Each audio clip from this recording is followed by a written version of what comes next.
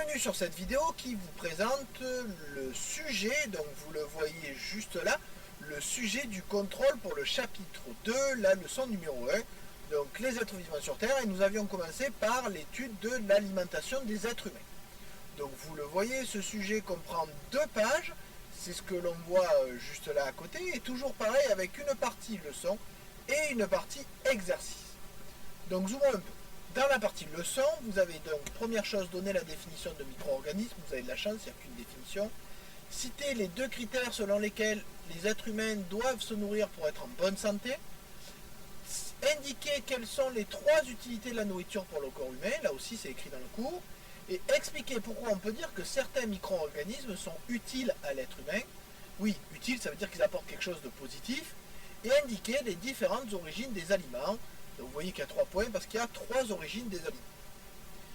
Et une deuxième partie, elle aussi sur 20 points pour faire des exercices, 3 exercices différents. D'ailleurs, vous remarquerez que toutes les questions ont des numéros différents. Ça vous permet de faire les questions dans l'ordre que vous voulez. Premier exercice, sur une maladie nutritionnelle, on vous parle du diabète, qui peut être une maladie nutritionnelle, mais il faut savoir repérer quel diabète est une maladie nutritionnelle. C'est pour ça que vous avez ici un document, une sorte d'infographie, qui vous présente le diabète de type 1 et le diabète de type 2. À vous de lire ces 2 documents pour répondre aux questions 6 et 7.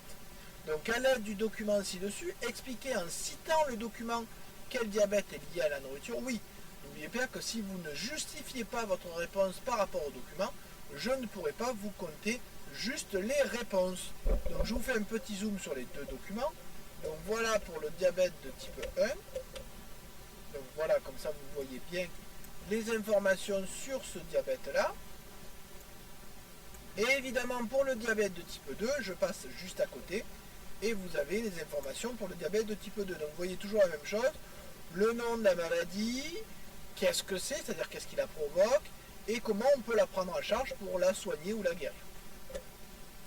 Et enfin, une fois que vous avez fait la question pour expliquer quel est le diabète qui est d'origine nutritionnelle, donc quel est celui qui est une maladie nutritionnelle, je vous demande d'expliquer comment on peut facilement éviter ce type de diabète, c'est-à-dire quel est le comportement ou quels sont les comportements qu'on doit avoir pour ne pas avoir ce diabète qui est d'origine nutritionnelle. Surtout qu'il faut y faire attention, puisqu'il se développe aux alentours des 40 ans, et donc c'est bien des habitudes qu'on a prises nettement avant, oui, à vos âges. C'est ces habitudes-là qui peuvent provoquer ce diabète vers les 40 ans. Deuxième exercice, alors vous ferez attention, le texte de l'exercice est d'un côté et de l'autre de la page. Je vous parle des cultures hydroponiques.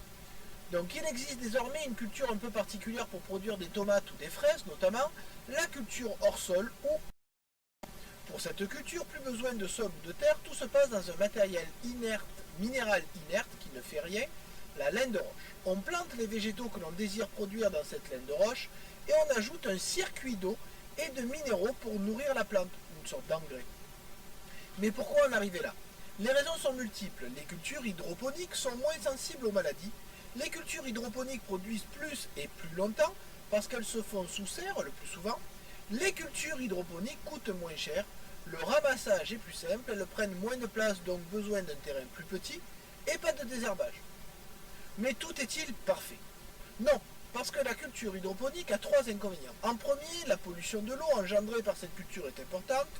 De plus, les produits n'ont pas la même saveur que des végétaux cultivés en plein champ et mûris au soleil. Enfin, la culture hydroponique consomme beaucoup d'énergie, fossile ou électrique, pour chauffer les serres, faire circuler l'eau. Donc vous voyez que grâce à ce petit texte, vous pourrez répondre aux questions 8 et 9. Alors faites attention, la question 8, vous avez le choix de la question. Soit vous faites un schéma pour montrer ce qu'est la culture hydroponique, pour 4 points, soit vous faites un tableau pour montrer les avantages et les inconvénients de la culture hydroponique, là aussi sur 4 points. Ce qui m'intéresse, c'est les règles que vous allez suivre pour faire le schéma ou le tableau. Oui, vous serez aussi noté non seulement sur ce qu'il y a à l'intérieur du document, mais sur comment vous l'avez fait. Normalement, maintenant, second trimestre, vous devez connaître ces règles, donc ça comptera pour la moitié des points. Et enfin, je vous demande pour cet exercice de faire une hypothèse qui expliquerait pourquoi on utilise la culture hydroponique pour des végétaux comme la tomate ou la fraise, et pas comme par exemple pour des cerisiers ou pour des abricotiers. Pourquoi on utilise ces végétaux-là, et pas la pomme de terre aussi par exemple. Et enfin, exercice 3 sur la conservation de la nourriture. On dit souvent qu'il ne faut pas recongeler un aliment qui a été décongelé auparavant, mais il faut savoir que la congélation ne tue pas les micro-organismes, elle les bloque, mais ils peuvent recommencer à se multiplier une fois la congélation terminée.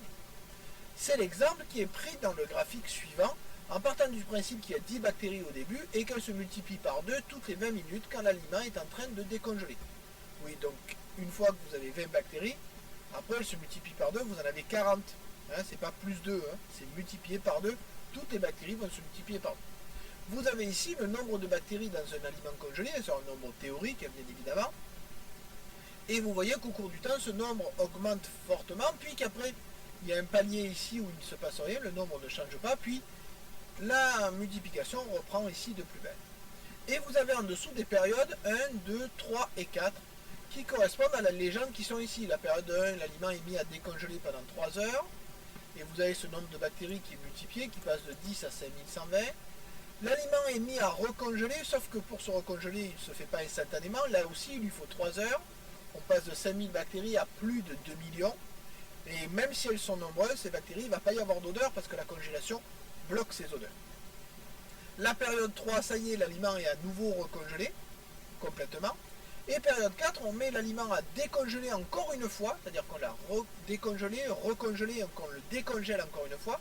Et là, les bactéries passent de 2 600 000 à 5 millions à à peine 20 minutes, puisqu'évidemment, elles se multiplient par 2. Donc, question 10, expliquez pourquoi en période 3, le nombre de bactéries reste constant.